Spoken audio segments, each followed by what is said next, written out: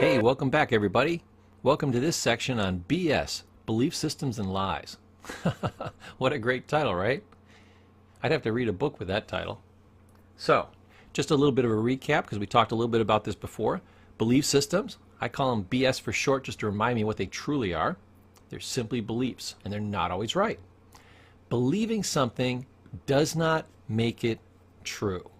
Now that seems obvious, but we have so many things that we believe in that we haven't proven, and they're not true.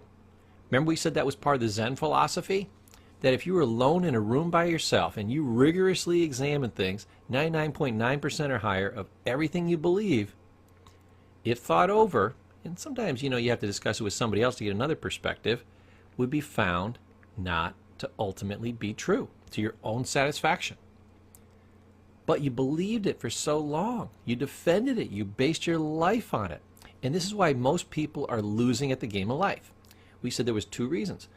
The basic one is you don't know the rules of life, which is why you're doing this. You don't know how things work from the neck up. That's your control system. Second thing is you don't even know what's true or not. That's the entirety of the rest of the world. Between those two things, you never stood a chance. Now you do.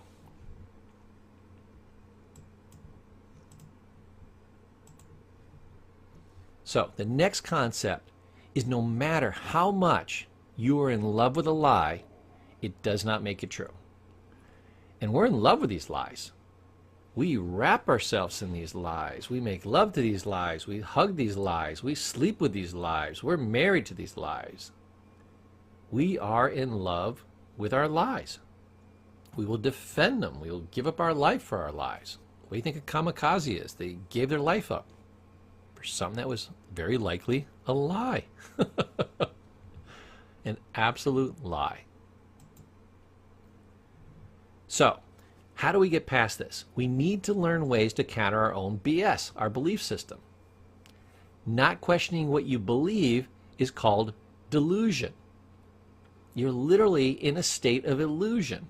You believe something to be true, and it isn't. It's just an illusion.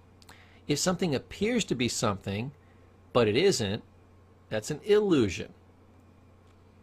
I want to disillusion you, which is what? Now, a lot of people don't like that word. They say, oh, disillusion. That sounds like, you're going to crap on my beliefs, or, it's a negative word.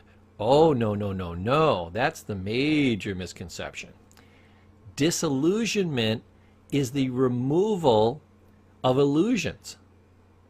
And when you remove those illusions, that fake, false information which has been holding you down and hurting you your entire life, that's the best thing a person can do for you. Your best friend is the one who disillusions you. I hope this training is the most disillusioning experience you've ever had in your life. So, primary concept, much of what we believe is actually delusion. 99.9% we said of what we believe is not true. Now, a lot of people say, how can that be? 99.9, that seems really high to me, Mr. Paul. If you said, 80% or 90, I could go 95, 98. 99.9? That's amazingly high.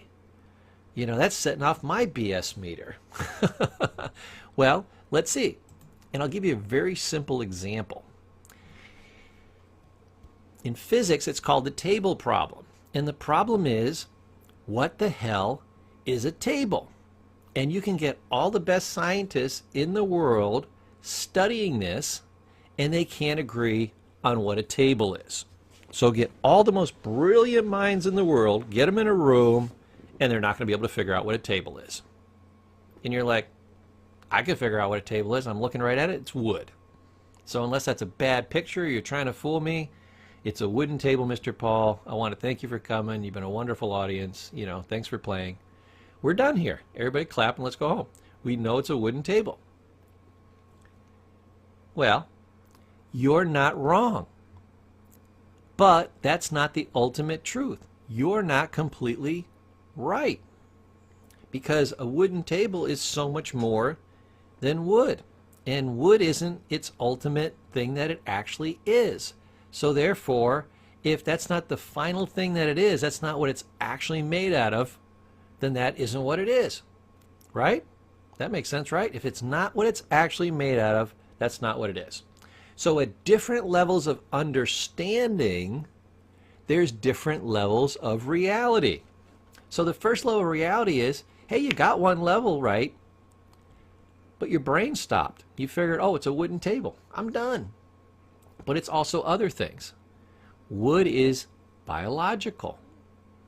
So it's a previously alive organism, which is now a table. That's a different way of looking at it than it's wood. Now I can tap on the table, knock on wood literally, and say, oh, this is a solid. Here's the challenge. Wood is made out of molecules. Molecules are constantly moving. If it's moving and things actually pass in between the molecules, and they do, hello, they do, table's kind of a liquid. It's kind of a liquid. Now we call it a solid because your hand won't go through it, and we say, well, that's the definition that that's a solid. If it were a liquid, then your hand would go through it. That's a human distinction, but that's not a scientific distinction. Basically, it's suspended molecules floating around. Yeah, it's a liquid. You know? Now, if I dig a little bit deeper, people will say, well, no, it's not a liquid, Paul. It's atoms. Atoms with electrons and protons and neutrons, you know, atoms. And you'll say, oh, yeah, you're right. You know, at a different level of understanding, it's atoms. So, yeah, it's atoms. And a scientist will say, you know what's interesting? It's actually made of empty space. And you're like, what? Yeah, a table is like 99.999% empty space. And you're like, yeah, no, let me bang your head against it. I'll show you it's a solid once again. And it's not mostly empty space, unlike your head. No, they're right. If you looked at the space between two atoms, it would be like 10 times the distance between the planet Earth and the moon, proportionally. Okay? Atoms are really far apart. I don't know how they ever become a solid. I can't wrap my head around it yet. I don't have that kind of wisdom. Now, if you asked another scientist, you'd say, well, the scientist would say, well, yeah, very well and good. Yeah, it's a lot of empty space. Yeah, there's some solid to it because there's atoms. Atoms are, you know, tiny particles of mass. You know, that's another solid substance, okay, quote unquote. But what is that made out of? And they'll say, oh, it's made out of light. And then they'll say, well, what is light made out of? And they'll go, well, it's, you know, it's a certain frequency. It's a vibration. So therefore the table is vibration. What? How can it be all these things? And yet it is. So depending upon how you look at it, you don't know what it is. And the best scientists in the world don't know what a table is. They don't know the ultimate reality of what a stupid table is. And you know what? The wisest of the scientists are going to say, no matter how far you drill down, that's just the best our science has. What comes after, you know, vibration? They'll say, oh, well, it's quarks and it's this and it's that. The best scientists will say, we don't have the final answer. And that is what? That's my final answer. We don't know ultimate reality, even when it comes to something as simple as a table. So, here's another way that people delude themselves. I'm going to give you the actual recipe for delusion. If you want to be deluded about something, here's how you do it. And if you do it and you follow the recipe, boom, you'll always get it right. Step one, believe something. 2, this is crucial, never check to see if it's true. 3, it'll always seem true. Hey, you're deluded. What I'm going to tell you is this is also the recipe for failure and pain. Massive failure and massive pain. Now, like I said, a lot of this isn't your fault. You know, a good 80% of this was slammed in your brain between 0 and 5 and 7. A lot of, this rubbish shoved in between, that age and 20, and it's never gotten any better since. And you didn't even know how to deprogram and reprogram yourself. You didn't know how to analyze things. The average American in like the 99th percentile hasn't even had one class on critical thinking. We don't teach people how to think in this country. We physically don't want them to think. It would screw up the country.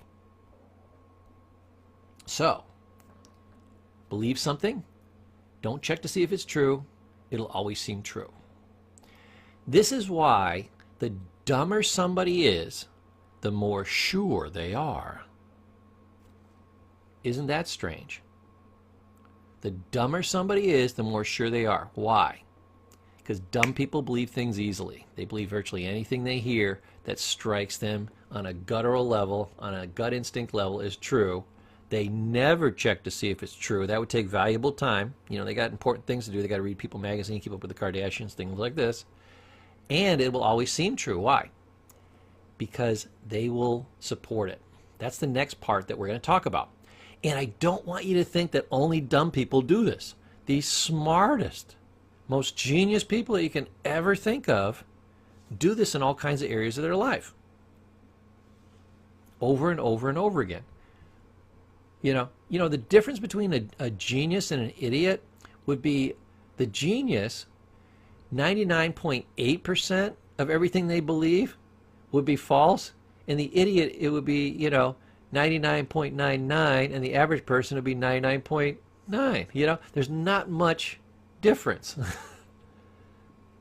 That's the first realization, that we're all kind of trapped in this together. So, I'm going to teach you a brand new psychological concept. It's called confirmation bias. So, remember our recipe.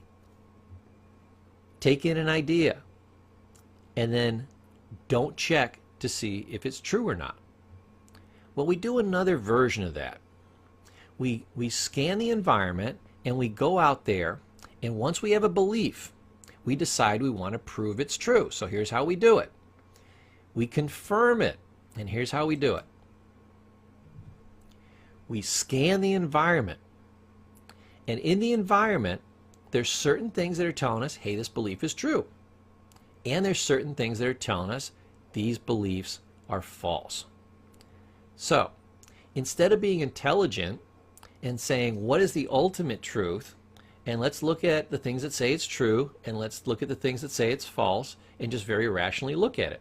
We think we do that, but we don't. We do confirmation bias. Bias means I'm biased. Okay, I want something a certain way, and damn it, it's going to be like that if I have to shove round peg in square hole and hit it with a sledgehammer. That's what we do with confirmation bias. So when we have this wonderful belief that we're in love with, we scan the environment to find the things that support it, that say it's true, and we gather all those. Then we disregard, eliminate, or discredit everything that says they're false. And boom, we have the beautiful feeling of being right. And security and safety in our world, that we have something we can depend on. I'm telling you, man, you are living in an illusion. This ladder will not hold you up. We've got to escape this. We've got to be able to look at it, go back to what we originally talked about. Look at everything that's true, look at everything that's false, bring them together, and find ultimate truth. Not my truth, not your truth. When all falsehoods are removed, what's left? That is the ultimate truth. That's what we want to get to. I'm going to remind you again, a lie, no matter how much you love it, is not true. I love that little graphic there. Just love Snoopy, he's the bomb. So, great section. Here's some of our favorite lies. You might recognize some of these. I'm not fat, I'm big boned. I love all the things they do now. Women aren't fat anymore, they're curvy. They're thick. These are just variations of the word fat. This is really good PR. This is not changing anything. You're not big boned. I love this one when I'm working with people that are fat. Oh, I'm big boned. Do you know your skeletal structure weighs about 14 pounds if you're an adult male? That's it. But you're 140 pounds overweight. So I'm going to say you have a really fat, big bone skeleton, and I'm going to say you weigh half again as much as a normal human being. I'm gonna take off 7 pounds for the bones. Okay, so you're 100 pounds overweight. I'm gonna subtract your big ass bones, whole 7 pounds. I'm giving you the whole thing. 7 pounds. You're still 93 pounds overweight. Can we agree on that? Yeah, these are lies. Lies and misconceptions do not stand up well under the light of examination. They call this reality therapy. When you bring reality in and you don't let them talk about anything that is an actual, verifiable reality, the illusions dissolve. That's all reality therapy is. That's Dr. Phil. Well, I'm having a horrible relationship with my wife because, I come home and we have the same argument over and over and over again. Dr. Phil's like, did you ever consider doing it different? Oh, I tried everything. You tried everything? That would fill the whole Library of Congress 10 times over. You tried everything? Tell me everything that you tried. And he'll list off like 7 things. Do you think there's more than 7 ways to handle another human being? Yeah. Maybe. Yeah. There's almost an infinite number. So you haven't tried everything. We just know that the 7 things that you tried didn't work. See, that's reality therapy. I'll bet there's several people in your wife's life who have a better relationship with her than you do. Is that true? Yeah. You might want to study how they do it and duplicate that system. That's reality therapy. Dr. Phil is sitting on the outside using one of the oldest therapies in the book, reality therapy, simply stating what is, because he doesn't have the lies, he doesn't have the confirmation bias. He doesn't have to make himself okay with his current situation because he's not in it. That's the biggest benefit you have when you go to a therapist. They see it from the outside, they do not have your illusions, and that's why they can see the problem, because they don't have to look through an illusion to see it. That's why a therapist can't solve their own damn problems. They got to go to somebody else that can see through their illusions. Don't think therapists are any better. They're a little better trained, but they don't necessarily see things better. At least most of them, right? Okay, let's drive on. I just want to give that as a good solid example. We got plenty of them here. Things will get better next year. Who the hell told you that, and why do you believe him? We should hunt that guy down and beat him. This guy's a liar. We don't know that things are going to get better next year. That's a horrible lie. I couldn't help myself. What, are you insane? You couldn't help yourself? This is terrible. Of course you can help yourself. Of course you can do better. That's the biggest lie there is. A little can't hurt. A little what? A little cocaine, a little tattoo? I don't know what you're talking about. A little bit can't hurt. Apparently it can hurt, or you wouldn't have to come up with stuff like a little can't hurt. They say, well, I just smoke every once in a while. A little can't hurt. I just drink a little. I just snort a little cocaine. I just do a little heroin, Just beat my wife a little. These are all things that can really hurt. A little can't hurt is the defense against something where a little actually can hurt. So, read it backwards. I'm going to quit plank soon. Soon is later. Now is the only time. There is no later. There is no soon. Therefore, you're not going to quit ever. I could say that carte blanche. Whenever somebody says, oh, I'm going to quit doing this or I'm going to make this change, I could say, I'll bet good money you're going to fail. You know why? Because only about 10% of them will ever try. And out of that 10%, only about 2%, or say 20% of the 10%, let's go like that, will ever give it a full try. And therefore, no more than 2% out of 100 will ever actually do it and succeed.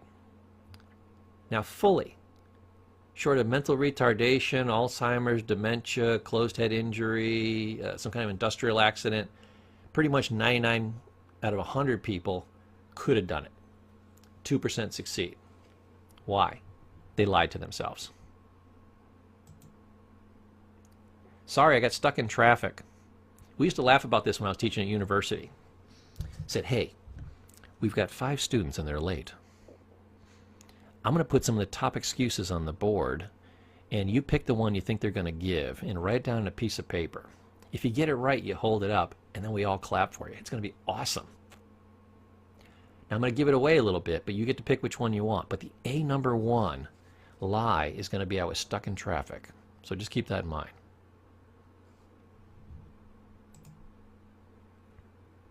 Photos can be faked, another good lie.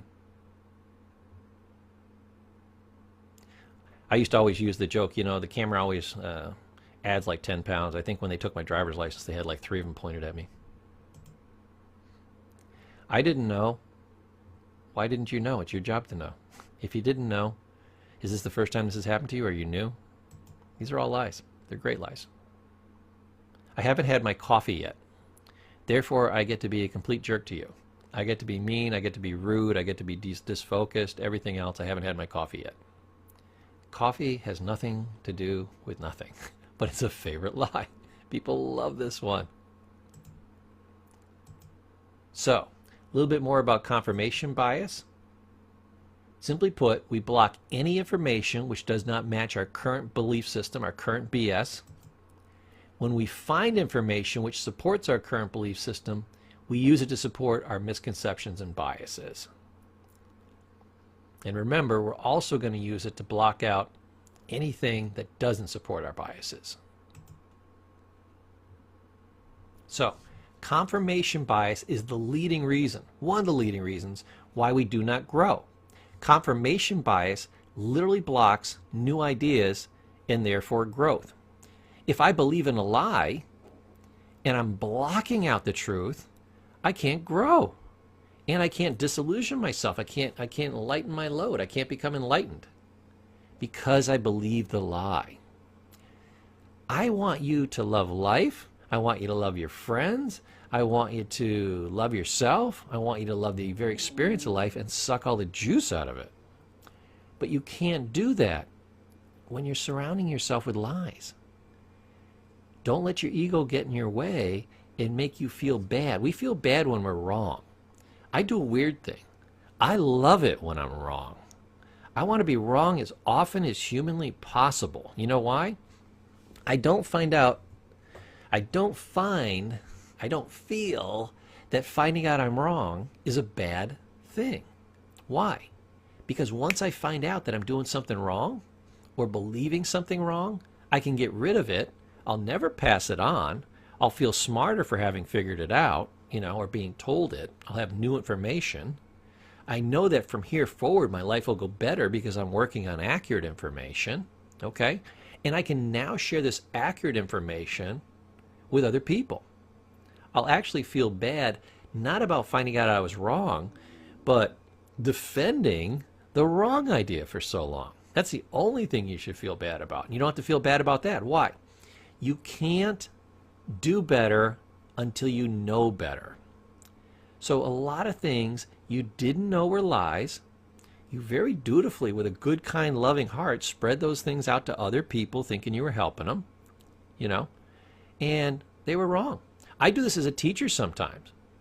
I hope I don't look back on this training 10 years from now and say, oh man, I found 5 things in there that were wrong. Darn it. 12,000 people took that training.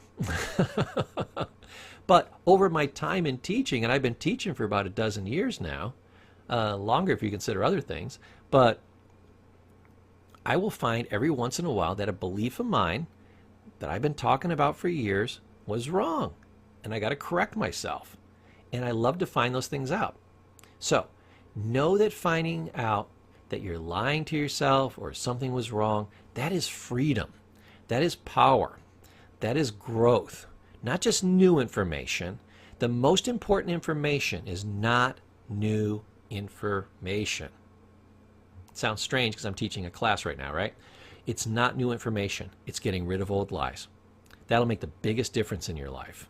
Not new information. We've got plenty of information. We can be very simple, very unknowledgeable people, but if we're free from our lies, we live our lives with genius. I leave you with that thought, and I'll see you in the next section.